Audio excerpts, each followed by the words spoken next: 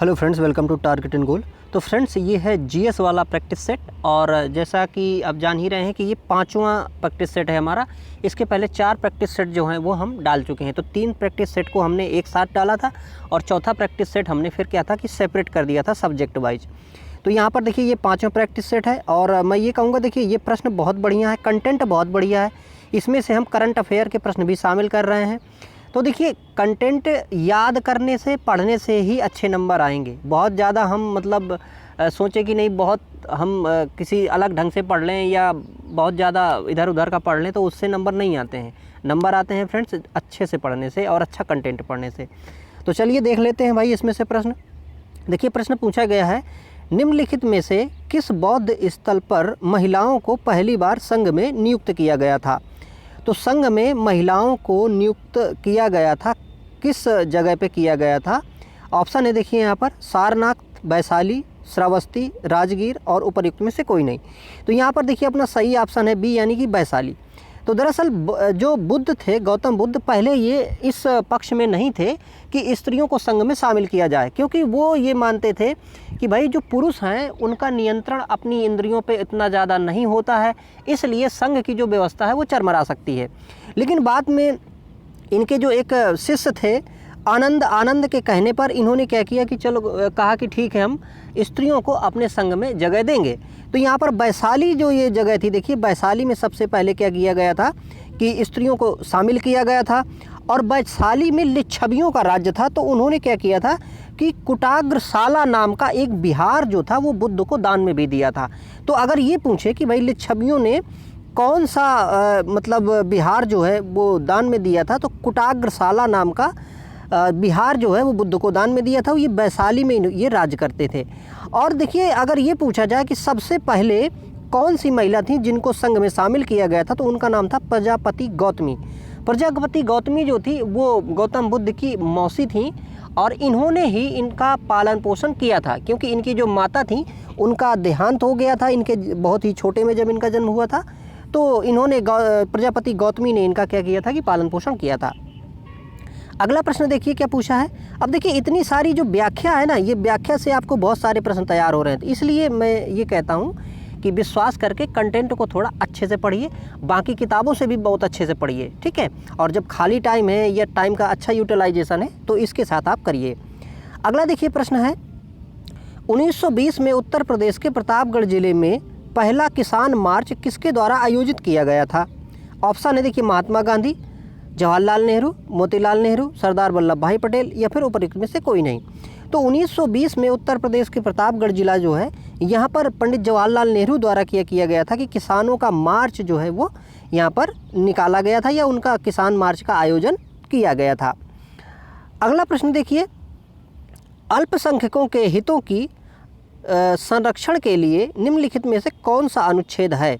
तो अल्पसंख्यकों के संरक्षण के लिए कौन सा अनुच्छेद हमारे संविधान में उत्तरदायी रखता है या उत्तरदायित्व तो रखता है? ऑप्शन देखिए, अनुच्छेद 27, अनुच्छेद 30, अनुच्छेद 26, अनुच्छेद 29 या फिर इनमें से कोई नहीं। तो ये है देखिए अनुच्छेद 29। अनुच्छेद 29 जो है ये अल्पसंख्यकों की बात करता है और अल्पसंख्यकों के संरक्षण की बात करता है। अल्पसंख्यक में देखिए, चाहे वो भाषा के रूप में अल्पसंख्यक हो या फिर अपने मूल वंश से या अन्य जो जातियां हैं उनका अगर यहाँ पर अल्पसंख्यक हैं वो, तो अनुच्छेद 29 ये कहता है कि उनकी शिक्षा के लिए, उनके विकास के लिए जो गवर्नमेंट है वो भेदभाव नहीं करेगी। वहीं पर देखिए 29 के साथ साथ में 30 जो है अनुच्छेद ये भी प्रचलित है और ये कहता है कि भाई जब भी कोई अल्पसंख्यक होगा तो वो क्या है कि स्कूल अपना खोल सकता है, स्कूल में वो अपनी रूलिंग काफ़ी रख सकता है और उसका जो वहाँ पर जो विद्यार्थी होंगे उनको वहाँ पर आरक्षण भी दिया जा सकता है अल्पसंख्यकों के लिए। तो ये अनुच्छेद 30 भी ऐसा यहाँ पर ये प्रावधान करता है। अगला प्रश्न देखिए, शीत ऋतु की शुरुआत में तमिलनाडु के तटीय क्षेत्रों में वर्षा का क्या कारण है? तो देखिए तमिलनाडु क्षेत्र में जो वर्षा होती है वो ग्रीष्मकाल ना होकर शीतकालीन में होती है, उसका क्या कारण है? यहाँ पर ऑप्शन दिए हैं देखिए, उत्तर पूर्वी वर्षा ऋतु मानसून, दूसरा है यहाँ पर स्थानीय वायु परिसंचरण, तीसरा है शीतोष्ण चक्रवात, चौथा ऑप्शन दिया है दक्षिण पश्चिम वर्षा ऋतु और चौथा है इनमें से कोई नहीं। तो देखिए जो तमिलनाडु में जो वर्षा होती है उसका कारण होता है उत्तर पूर्व वर्षा या फिर उत्तर पूर्व जो मानसून लौटता हुआ मानसून है वो बारिश करता है। इसको देखिए हमें थोड़ा सा आपको यहाँ पर फिगर में बताने की कोशिश कर रहा हूँ। देखिए जैसे ये अपना भारत है मान लीजिए, ठीक है, ये रफ एक हिसाब से देखिए, ऐसे देख लीजिए। अब देखिए तमिलनाडु ये वाला क्षेत्र है, तो क्या होता है कि जब शुरुआती बारिश होती है यहाँ पर दक्षिण पश्चिम मानसून से, तो दक्षिण पश्चिम मानसून से जब यहाँ से ऐसे बारिश होती है इधर से, तो ये वाला जो क्षेत्र है यहाँ पर पहाड़ियाँ पाई जाती हैं, तो इन पहाड़ियों की वजह से ये वाला क्षेत्र जो है सूखा रह जाता है। फिर क्या होता है कि जब लौटता हुआ मानसून होता है, यानी कि इधर से जब वर्षा मतलब शुरू, यहाँ से जब हवा चलनी शुरू होती है, तो फिर यहाँ पर क्या है कि ये अपनी जो बंगाल की खाड़ी है यहाँ से नमी लेते हुए मानसून यहाँ क्या करता है कि बारिश करता है। तो अगर प्रश्न कभी ये पूछता है कि भाई वर्षा ऋतु वो ठंडी में वर्षा कहाँ होती है, तो इधर होती है। एक वर्षा और भी होती है ठंडी में, वो इधर होती है। ये वाली जो इधर से जो चक्रवात चलता है उस चक्रवात की वजह से यहाँ पर वर्षा होती है। बाकी जो ठंडी के मौसम में तमिलनाडु में वर्षा होती है, और ये जो वर्षा है ये उत्तर पूर्वी जो वहाँ से हवा चल रही होती है वो उससे वर्षा यहाँ पर होती है।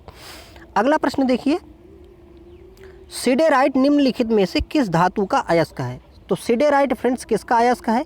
यहाँ पर देखिए ऑप्शन दिए गए हैं। ऑप्शन में देखिए दिया गया है लोहा, जिंक, एल्यूमिनियम, चांदी और उपरोक्त में से कोई नहीं। तो सिडेराइट किसका ये अयस्क है? ये लोहा का अयस्क है, ठीक है। सिडेराइट से लोहा निकाला जाता है। अगला देखिए, चोल अभिलेखों के अनुसार जैन सभाओं को दान में दिए जाने वाले भूमि को क्या कहा जाता था? तो जो चोल लोग थे वो क्या करते थे कि भूमि दान में देते थे, तो वो अलग अलग कैटेगरी बनाए थे। जैसे कि अगर जैनों को, अगर जैन सभाओं को अगर भूमि दान में दी गई है तो उसको क्या कहा गया या उन्होंने क्या कहा था, यही ऑप्शन यहाँ पर, यही प्रश्न जो है पूछा गया। तो देखिए ऑप्शन यहाँ पर दिए गए हैं, विल्लान वगाई, दूसरा है साला भोग, तीसरा है पल्लिच छांदम और चौथा है यहाँ पर ब्रह्मदेव और फिर इनमें से कोई नहीं। तो देखिए जो जैन सभाओं को भूमि दी जाती थी उसको कहते थे पल्लिच्छांदम उसको कहा जाता था। वहीं पर देखिए जो ये बेल्लान वगाई है, बेल्लान वगाई क्या है? जो गैर ब्राह्मण किसान भूमि होती थी उसको बेल्लान वगाई कहा जाता था। दूसरा देखिए साला भोग, साला भोग जो है ये विद्यालयों के रखरखाव के लिए जो भूमि दी जाती थी उसको साला भोग कहा जाता था, इसको हमने देखा ही। और ब्रह्मदेव देखिए क्या होता था, ब्रह्मदेव वाली जो भूमि होती थी वो ब्राह्मणों को जो उपहार में भूमि दी जाती थी चोल काल में, उसको यहाँ पर ब्रह्मदेव कहा जाता था। अगला देखिए प्रश्न पूछा गया है, 1857 की क्रांति से प्रश्न है, और प्रश्न है देखिए 1857 के प्रथम स्वतंत्रता संग्राम विद्रोह में भाग लेने वाली प्रसिद्ध महिला स्वतंत्रता सेनानी कौन थी? ऑप्शन देखिए दिया है कस्तूरबा गांधी, दूसरा ऑप्शन है यहाँ पर भीकाजी कामा, तीसरा है यहाँ पर सरोजनी नायडू और चौथा है बेगम हजरत महल और या फिर इनमें से कोई नहीं। तो देखिए 1857 में भाग लिया था इनमें से किसने? हजरत महल ने, है ना, बेगम हजरत महल ने। ये जो अपना लखनऊ वाला क्षेत्र है, लखनऊ के क्षेत्र में इन्होंने अंग्रेज़ों का डट के सामना किया था और इन्होंने अपने पुत्र को मतलब उत्तराधिकारी बनाया। फिर इसके बाद में इन्होंने अंग्रेज़ों से लोहा लिया था। वहीं पर देखिए बाकी जो लोग हैं जैसे भीकाजी कामा हैं, ये भी लेकिन ये देखिए ये 1857 में मतलब भूमिका ना निभा के इसके बाद में जो स्वतंत्रता संग्राम चला है वहाँ पर इन्होंने अपनी भूमिका निभाई। इसी प्रकार सरोजनी नायडू और ये कस्तूरबा गांधी अपना योगदान इन्होंने बाद में दिया है। अगला प्रश्न देखिए पूछा गया है, बलदेव सिंह अंतिम सरकार के सदस्य स्वतंत्र भारत की पहली सरकार में और खालिस्तान के प्रमुख थे। तो ये का मतलब पूछा जा रहा है कि जो अंतरिम सरकार बनाई गई थी तो अंतरिम सरकार में जो बलदेव सिंह हैं इनको कौन सा पद दिया गया था? ऑप्शन देखिए रक्षा विभाग था कि शिक्षा विभाग था, रेलवे विभाग था, अर्थ मतलब कि वित्त विभाग था या फिर इनमें से कोई नहीं। तो देखिए बलदेव सिंह को बनाया गया था रक्षा विभाग का प्रमुख बनाया गया था, ये कहें कि रक्षा मंत्री का पद इनको दिया गया था। अब देखिए ये बात की जा रही है कब की? अंतरिम सरकार की। अंतरिम सरकार कब बनाई गई थी? अंतरिम सरकार दरअसल बनाई गई थी यहाँ पर 1946 में। अंतरिम सरकार देखिए जब यहाँ पर कैबिनेट मिशन जो बना था तो कैबिनेट मिशन का काम डबल काम था। कैबिनेट मिशन क्या करता था? वो कैबिनेट मिशन जब यहाँ पर मतलब आया और उसने ये सारे जो काम किए थे तो इसमें से भाई एक तो हमारा जो संविधान सभा बन गई थी कैबिनेट मिशन के तहत, उसके मतलब उसके नियमों के तहत। और जब संविधान सभा बन गई थी तो संविधान सभा यहाँ पर संविधान बनाने का काम करती थी, दूसरा जो है ये जो अंतरिम सरकार के रूप में काम करती थी हमारी यही संविधान सभा, तो उसमें ये अलग अलग विभाग थे, तो उन विभागों में से बलदेव सिंह को यहाँ पर रक्षा विभाग दिया गया था। अगला प्रश्न देखिए, 42वें संविधान संशोधन के माध्यम से भारतीय संविधान में कितने मौलिक कर्तव्य शामिल किए गए थे? तो 42वां जो संविधान संशोधन हुआ जिनमें मौलिक कर्तव्यों को जोड़ा गया था, तो मौलिक कर्तव्यों को जोड़ा गया था, तो कितने मौलिक कर्तव्यों को जोड़ा गया था ये यहाँ पर पूछ रहा है हमसे। ऑप्शन है देखिए 11, 9, 10, 12 और उपर्युक्त में से कोई नहीं। तो देखिए यहाँ पर जो है ये 10 जोड़े गए थे यहाँ पर। अब देखिए ये जो है एक कमेटी बनाई गई थी सरदार स्वर्ण सिंह की, सरदार स्वर्ण सिंह की कमेटी के तहत 42वां संविधान संशोधन में सन 1976 में यहाँ पर कर्तव्य जो है मौलिक कर्तव्य हैं इनको जोड़ा गया था और ये इनकी संख्या थी 10। बाद में क्या हुआ कि सन 2002 की बात है, देखिए सन 2002 में एक अमेंडमेंट हुआ संविधान में, मतलब कि संशोधन हुआ जिसको हम 46वां संविधान संशोधन के नाम से जानते हैं। इस 46वें संविधान संशोधन में क्या किया गया कि 11वें जो ये अपना मौलिक कर्तव्य है इसको यहाँ पर इंट्रोड्यूस किया यानी जोड़ा गया। इसका ये प्रावधान था देखिए कि जो बच्चे हैं, बच्चों को 6 साल से लेकर 14 साल के जो बच्चे हैं इनको शिक्षा का जो अधिकार है वो मौलिक मतलब कर्तव्य बना दिया गया गार्जियनों का। जो गार्जियन है उनको ये मौलिक कर्तव्य है कि वो 6 से 14 साल के अपने बच्चों को शिक्षा अवश्य दें, है ना, ज़रूर शिक्षा दें। और देखिए इसी के तहत 86वां जो संविधान संशोधन हुआ था, 86वां संविधान संशोधन 2002 में, इसी के तहत क्या किया गया था कि जो शिक्षा पाना है इसको मौलिक अधिकार बना दिया गया था कि जो शिक्षा है अब ये मौलिक अधिकार के अंतर्गत दी जाएगी। ठीक है, अगला प्रश्न देखिए, निम्नलिखित में से कौन सी भारतीय संविधान की मुख्य विशेषता नहीं है? तो इनमें से दी गई विशेषताओं में से भारतीय संविधान की मुख्य विशेषता नहीं है, कौन सी नहीं है? ऑप्शन देखिए, लिखित और विस्तृत संविधान, दूसरा है द्विस्तरीय सरकार, तीसरा है एकल नागरिकता, चौथा है यहाँ पर सार्वभौमिक वयस्क मताधिकार और फिर दिया है इनमें से कोई नहीं। तो यहाँ पर देखिए इसकी विशेषता क्या नहीं है, द्विस्तरीय सरकार विशेषता इसकी नहीं है क्योंकि हमारे यहाँ पर त्रिस्तरीय व्यवस्था है ना। पहला देखिए केंद्र है, दूसरा राज्य है, फिर इसके बाद में देखिए लोअर स्टेज में जो हम यहाँ पर ग्राम पंचायतों का जो कंसेप्ट है वो यहाँ पर है। तो इस प्रकार से देखा जाए भाई तो यहाँ पर क्या होगा कि जो मतलब गांव के स्तर पे जो पंचायतें हैं ये काम करती हैं। तो इस प्रकार से यहाँ पर जो है त्रिस्तरीय सरकार का गठन किया जाता है। बाकी यहाँ पर देखिए एकल नागरिकता है ना, लिखित संविधान है हमारे पास, सार्वभौमिक मताधिकार भी है कि भाई जो भी व्यक्ति 18 साल का हो जाएगा वो क्या है कि अपना वोट दे सकता है। पहले ये वाली जो उम्र थी ये 21 साल रखी गई थी, बाद में फिर संशोधन करके इसकी जो एज है वो 18 साल रख दी गई थी। अगला देखिए, विश्व का सबसे ऊंचा झरना स्थित है, तो विश्व का सबसे ऊंचा झरना कहाँ पर स्थित है ये हमें बताना है। ऑप्शन देखिए दिया है कनाडा में, गुयाना में, वेनेजुएला में, ऑस्ट्रेलिया में या फिर उपर्युक्त में से कोई नहीं। तो विश्व का सबसे ऊंचा झरना जो है ये वेनेजुएला में स्थित है और ये जो झरना है इसका नाम है देखिए एंजल झरना, है ना, एंजल झरना कहिए या फिर एंजल जलप्रपात कहिए। तो ये वेनेजुएला में स्थित है, ठीक है, और ये विश्व का सबसे ऊंचा झरना है। ठीक है, अगला प्रश्न देखिए पूछा गया है कौन सा जल निकाय अंडमान द्वीपों को निकोबार द्वीप से अलग करता है? तो ये कह रहा है कि भाई जो अंडमान है और निकोबार है, तो अंडमान से निकोबार को कौन सा चैनल जो है अलग करता है? ऑप्शन देखिए यहाँ पर दिए हैं 6 degree channel, 8 degree channel, 9 degree channel, 10 degree channel और ये उपर्युक्त में से कोई नहीं। तो अंडमान और निकोबार को अलग करता है यहाँ पर 10 डिग्री चैनल। ठीक है, तो ऑप्शन यहाँ पर डी सही होगा। अगला देखिए, मरुस्थलीय मिट्टी के बारे में निम्नलिखित में से कौन सा कथन गलत है?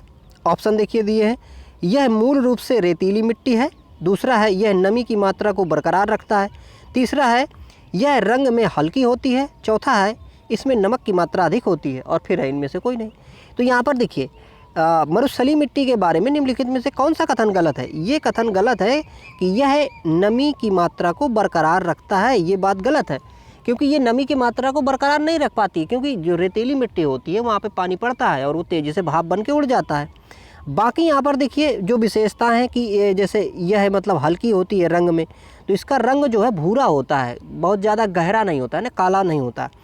यहाँ पर देखिए नमक की मात्रा ज़्यादा है, तो ये बात भी ठीक है। और देखिए हम अगर बात करें हमारे यहाँ पर जो राजस्थान वाला एरिया जो शुष्क मरुस्थल है, वहाँ पर तो नमक की मात्रा इतनी ज़्यादा है कि यहाँ की जो झीलें हैं, तो वहाँ की झीलों से तो हम नमक भी निकालते हैं, है ना, तो वहाँ नमक की मात्रा क्या है, काफ़ी ज़्यादा है। दूसरी बात देखिए क्या होता है कि अगर किसी मिट्टी में पानी पड़े और जल्दी से भाप बन के उड़ जाए, तो वहाँ पर जो नीचे जो लवण होते हैं, खनिज लवण होते हैं, वो मिट्टी से ऊपर आ जाते हैं और वहाँ की जो मिट्टी होती है वो बहुत ज़्यादा नमकीन दिखने लगती है, ऊसर मिट्टी हो जाती है वहाँ की। ठीक है, अगला प्रश्न देखिए पूछा गया है, बैंक दर क्या है? ऑप्शन देखिए दिया है यहाँ पर, साहूकारों द्वारा ली जाने वाली ब्याज दर, दूसरा है अनुसूचित बैंकों द्वारा ली जाने वाली ब्याज दर, तीसरा है बैंकिंग संस्थाओं के लाभ की दर, चौथा है देश के केंद्रीय बैंक द्वारा ली जाने वाली आधिकारिक ब्याज दर, और या फिर इनमें से कोई नहीं। तो बैंक दर क्या है? बैंक दर है देश के केंद्रीय बैंक द्वारा ली जाने वाली आधिकारिक ब्याज दर। अब ये होती क्या है, देखिए हमारा यहाँ पर जो रिजर्व बैंक ऑफ इंडिया है, RBI है, इसको बैंकों का बैंक कहते हैं। यानी कि जो जितनी भी बैंकें हैं, कमर्शियल बैंकें हैं ये सब, तो ये इन सब का खाता होता है कहाँ पे? RBI में। भाई जैसे हम लोगों का खाता होता है बैंकों में, ऐसे ही सारी बैंकों का खाता होता है RBI में। अब ये बैंकें RBI में खाता अपना रखती हैं और ये क्या करती हैं कि इनको जब ज़रूरत होती है तो ये लेती हैं इससे ऋण, है ना, RBI से ये ऋण लेती हैं। तो जब ये ऋण लेती हैं तो ये RBI इनको करता है, ब्याज सेट कर देता है भाई कि हम इतनी ब्याज पे ऋण देंगे। तो वो जो दर ये सेट करता है RBI, उसी को यहाँ पर बैंक दर कहा जाता है। ठीक है, जैसे हमारे लिए भी क्या होता है कि भाई जब बैंक से हम ऋण लेते हैं तो हमारे लिए ऋण सेट करता है बैंक, ऐसे ही जब इन बैंकों के लिए RBI ऋण की व्यवस्था को सेट करता है तो उसे हम बैंक दर कहते हैं। जितना भी वो होता है वो बैंक दर कहलाता है। अगला प्रश्न देखिए, मनुष्यों में यूरिया किस में बनता है? ऑप्शन देखिए यकृत, प्लीहा, वृक्क, मूत्रवाहिनी, उपर्युक्त में से कोई नहीं। तो मनुष्यों में यूरिया जो है कहाँ बनता है? यूरिया बनता है कहाँ पर? यकृत में। देखिए जो हमारा लीवर है, यकृत है, ये बहुत ही इंपॉर्टेंट आर्गन है और ये सबसे बड़ा आर्गन होता है हमारे शरीर का। सबसे बड़ा आर्गन होने के साथ साथ में ये बहुत सारी चीज़ें करता है। हमारे शरीर का जो पूरा ये कहिए कि जो मेटाबॉलिज्म है उसकी बहुत सारी क्रियाएं ये करता है। तो यहाँ पर यूरिया भी जो है ना यही उत्पादित करता है। अब देखिए जब एक प्रश्न कभी विज्ञान का ये पूछा जाता है कि भाई जब हम मूत्रालय के आसपास से गुजरते हैं तो हमें जो गंध आती है वो किसकी आती है? उसका उत्तर होता है भाई अमोनिया की गंध आती है। किसकी? अमोनिया की। तो भाई अभी हमने देखा कि मूत्र से भी जो ये जो यूरिया जो है जो बनाई जाती है यकृत द्वारा, ये मूत्र से निकाल दी जाती है। तो ये जो मूत्र से निकलती है यहाँ पर यूरिया, तो ये क्या यूरिया की गंध होती है क्या? नहीं, यूरिया दरअसल बाहर निकलने के बाद में ये क्या है कि ये टूट जाती है और टूटने के बाद में अमोनिया जो है वो प्रोड्यूस होती है, तो इसलिए अमोनिया की गंध होती है वो। ठीक है, और देखिए यकृत जो होता है तो यकृत जैसे जितना भी विषाक्त पदार्थ आदमी खा लेता है तो सबसे पहले काम ये यकृत का ही है कि उसको न्यूट्रलाइज करता है। चाहे आप ड्रिंक ले लें या कुछ बहुत ज़्यादा तला भुंजा खा लें, तो सारा काम जो है किसको? लीवर को करना पड़ता है। इसीलिए कभी कभी क्या है कि शिकायत होती है फैटी लीवर की, तो डॉक्टर मना कर देता है कि भाई तला भुंजा बिल्कुल बंद कर दो, कच्ची चीज़ें खाओ, है ना। ये सब क्यों कहता है? क्योंकि आपने ज़्यादा इधर उधर का खा के क्या कर दिया है, आपने लीवर को ओवरलोडेड कर दिया है, वो काम कर कर के थक गया है। ठीक है, तो ये प्रश्न है। अगला देखिए, ब्लीचिंग पाउडर का रासायनिक नाम बताना है कि भाई ब्लीचिंग पाउडर का रासायनिक नाम क्या है। ऑप्शन यहाँ पर देखिए दिए गए हैं, कैल्शियम सल्फेट, दूसरा है कैल्शियम ऑक्सीक्लोराइड, तीसरा ऑप्शन है कैल्शियम बाइकार्बोनेट, चौथा है यहाँ पर सोडियम क्लोराइड, और फिर इनमें से कोई नहीं। तो देखिए ब्लीचिंग पाउडर को क्या कहते हैं? कहते हैं कैल्शियम ऑक्सीक्लोराइड। ब्लीचिंग पाउडर, देखिए ब्लीचिंग पाउडर जो है ये कहाँ यूज होता है? पानी को जब आप साफ़ करते हैं ना, तो इसमें भी इसका यूज किया जाता है ब्लीचिंग पाउडर में। ठीक है, और इसको कहते हैं कैल्शियम ऑक्सीक्लोराइड, इसको नाम से जाना जाता है। अगला देखिए प्रश्न है, यहाँ पर देखिए कंप्यूटर का एक प्रश्न आ गया है, चलो इसको भी डिस्कस कर लेते हैं फ्रेंड्स। हालांकि कंप्यूटर को हम आगे डिस्कस ही करेंगे, लेकिन आ गया है तो इसको पढ़ लेते हैं। देखिए निम्न में से कौन सा एक कंप्यूटर ऑपरेटिंग सिस्टम नहीं है? ऑप्शन है देखिए Linux, MS DOS, MS word और यूनिक्स, या फिर उपयुक्त में से कोई नहीं। तो इसमें से देखिए जो ऑपरेटिंग सिस्टम नहीं है वो कौन सा नहीं है, MS वर्ड जो है ये ऑपरेटिंग सिस्टम नहीं है। देखिए ऑपरेटिंग सिस्टम क्या होते हैं, दरअसल जो सॉफ्टवेयर होते हैं, सॉफ्टवेयर दो तरह के होते हैं, एक होता है सिस्टम सॉफ्टवेयर, एक होता है एप्लीकेशन सॉफ्टवेयर। जो सिस्टम सॉफ्टवेयर होता है उसके अंतर्गत आता है ऑपरेटिंग सिस्टम। तो ऑपरेटिंग सिस्टम में देखिए जो लाइनेक्स है ये ऑपरेटिंग सिस्टम है, MS DOS जो है ये भी ऑपरेटिंग सिस्टम है, यूनिक्स भी जो है ये भी अपना क्या है कि ऑपरेटिंग सिस्टम है, क्योंकि ये सारे जो हैं तीनों ये ऑपरेट करते हैं कंप्यूटर को, सिस्टम को ऑपरेट करते हैं। यहाँ पर देखिए जो MS वर्ड है ये एप्लीकेशन सॉफ्टवेयर है। क्या है, ये एप्लीकेशन सॉफ्टवेयर है। एप्लीकेशन सॉफ्टवेयर किसी विशेष पर्पज़ के लिए बनाया जाता है। जैसे अपना यहाँ पर MS वर्ड है, तो MS वर्ड में क्या है भाई, हम सीधे सीधे यहाँ पर कोई भी डॉक्यूमेंट तैयार करते हैं MS वर्ड में, ठीक। तो ये क्या है कि एक एप्लीकेशन सॉफ्टवेयर है। अगला प्रश्न देखते हैं।